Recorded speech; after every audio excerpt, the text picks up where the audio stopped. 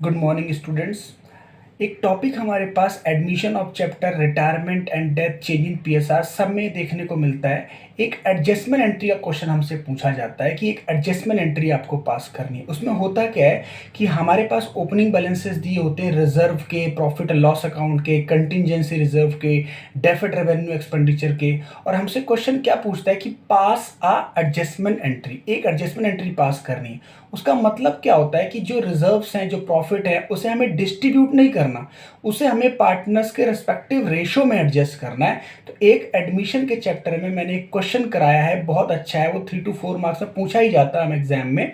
उसमें हमने एक एडजस्टमेंट एंट्री पास करी है और उसका पूरा कॉन्सेप्ट को मैंने समझाया है। तो आइए क्लास की रिकॉर्डिंग को देखते हैं और ये पूरे कॉन्सेप्ट को हम क्लियर करते हैं। राइट, ऐसा टॉपिक है जिसमें हमें एक एडजस्टमेंट एंट्री पास करनी है। वो एडजस्टमेंट एंट्री का क्वेश्चन हमारे पास चेंज इन पीएसआर में भी है, एडमिशन वाले चैप्टर में भी है। करना क्या होता है, आपको क्वेश्चन में बैलेंसेस दिए हुए हैं किसके, general reserve, contingency reserve, profit and loss और एडवर्टीजमेंट सस्पेंस।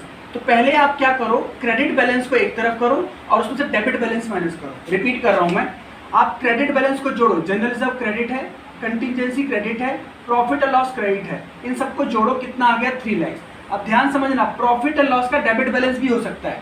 तो क्वेश्चन जब डेबिट बोलेगा तो इसे भी माइनस करना है, क्रेडिट बोलेगा तो तीनों को जोड़ा हमने, यहाँ पे लिखा एडवर्टीजमेंट सस्पेंस डेबिट बैलेंस है, इसको मैंने लेस किया तो हमारे पास बैलेंस आया 180। अब क्वेश्चन क्या कह रहा है, पास एडजस्टमेंट एंट्री। इसको डिस्ट्रीब्यूट की एंट्री अलग होती है और इसको एडजस्टमेंट की एंट्री अलग होती है। तो जब भी क्वेश्चन दोस्तों बोलेगा एडजस्टमेंट एंट्री करो तो आप तुरंत क्या निकालो, सैक्रिफाइसिंग रेशो निकालो। सैक्रिफाइसिंग रेशो निकालने के बाद आपको क्या ध्यान रखना है कि जो भी सैक्रिफाइसिंग पार्टनर होंगे उनको क्या करना है बताओ, क्रेडिट, और गेनिंग पार्टनर को क्या करना है, डेबिट। यही एंट्री क्या कहलाती है, एडजस्टमेंट एंट्री। तो मैंने क्या किया, देखो इस क्वेश्चन में P Q R S 4 partner है, पहले 3 पार्टनर थे, नया पार्टनर एस आया। तो मैंने क्या किया, सैक्रिफाइसिंग रेशियो निकाला, ओल्ड माइनस न्यू, तो ये मेरे पास आ गया, कैलकुलेट कर लेना। पी का आया 3/10 पॉजिटिव, तो सैक्रिफाइसिंग। क्यू का कुछ नहीं आया, नील हो गया। आर का आया -2/10, ये हुआ गेन।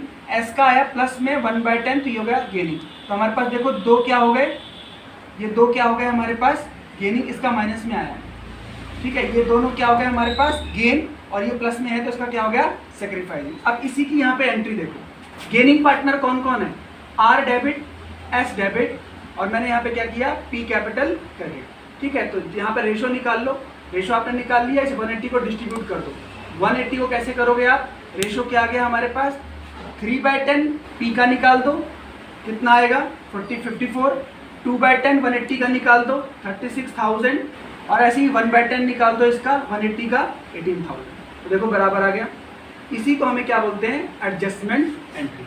इसका मतलब क्या होता है, इसका मतलब होता है कि जो रिजर्व है, प्रॉफिट एंड लॉस है, वो डिस्ट्रीब्यूट नहीं हुआ, वो पार्टनर के कैपिटल में चला गया है, उनका बैलेंस बढ़ गया है, बट अभी वो डिस्ट्रीब्यूट नहीं हुआ है। ये बैलेंस शीट में अभी भी शो करेंगे, ठीक है।